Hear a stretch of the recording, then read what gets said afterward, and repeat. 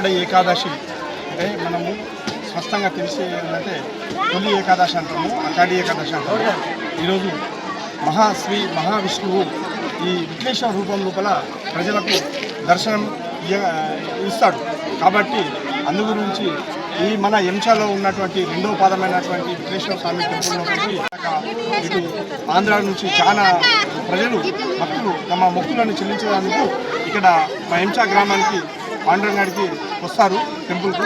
ఈరోజు పెద్ద ఎత్తున వాళ్ళ బోధన్ ఎందుకంటే ముదోల్ నియోజకవర్గం నుంచి అనేక వందలాది మంది దిండు రూపం లోపల పాదయాత్రగా ఇక్కడ రావడం జరిగింది. అక్కడి నుంచి ఎంచా లోపల టెంపుల్ హనుమాన్ టెంపుల్ నుంచి మళ్ళీ మన తెలంగాణ ప్రజలు ఆ యొక్క దిండు లోపల షామిల్ అయిపోయి గుట్టకు పాదయాత్రగా ఈ పాండురంగాన్ని దర్శనం చేయడం జరుగుతుంది. ఇక్కడ అన్నప్రసాదం ఉంటుంది కాబట్టి మహా అన్నప్రసాదం అందరూ దయచేసి భక్తులు, ఎందుకంటే ఏకాదశి రోజు ఉంటుంది, రేపు పొద్దున ద్వాదశి కాబట్టి ఆ ద్వాదశి రోజు ఇక్కడనే 8 గంటలకు అన్నప్రసాదం ఉంటుంది. అందరూ భక్తులు వచ్చి ఈ అన్నప్రసాదంలో పాల్గొనాలని మేము కోరుతున్నాం. అందరికీ జై శ్రీరామ్, నమస్కారం. మాది ఎంచా గ్రామం, నిజామాబాద్ జిల్లా. మా ఎంచా విఠలేశ్వర ఆలయంపై పాండురంగడు వెలిసిండు. ఇది ఎలా వెలిసిందంటే మన దేశంలో రాష్ట్రంలోనే రెండో పదం పిలువబడుతుంది. ఒకటి పండలపూర్, రెండోది ఎంచా. ఇక్కడ ప్రతి ఏకాదశి కార్తీక పౌర్ణమికి పెద్ద జత్ర జరుగుతుంది. అలాగే భక్తులతోటి పెద్ద కార్యక్రమం జరుగుతుంది. తర్వాత అన్నదాన కార్యక్రమం జరుగుతుంది.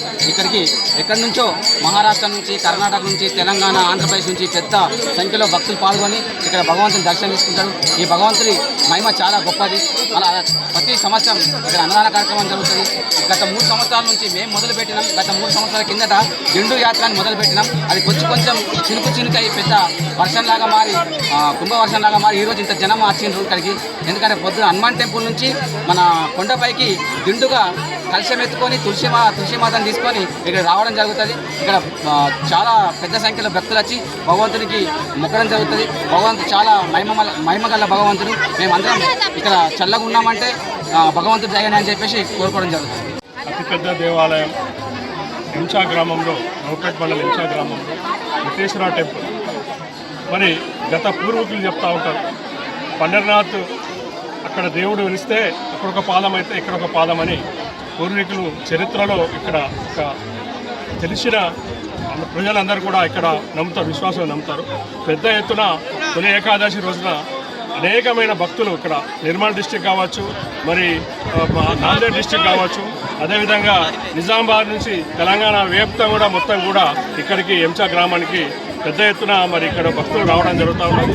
మరి అనేకమైన సేవలు చేసుకొని మనం చూస్తూ ఉంటే, ఈ ప్రాంతం చూస్తూ ఉంటే భగవంతుని స్వరూపం అక్కడ అక్కడ భగవంతుడు ఏదైతే పండరపూర్ ఎట్లయితే భగవంతుడు ఎంత వేల సంఖ్యలో లక్షల మంది ఉంటారో అక్కడ వేల సంఖ్యలతోటి ఇక్కడ రావడం జరుగుతూ ఉన్నది.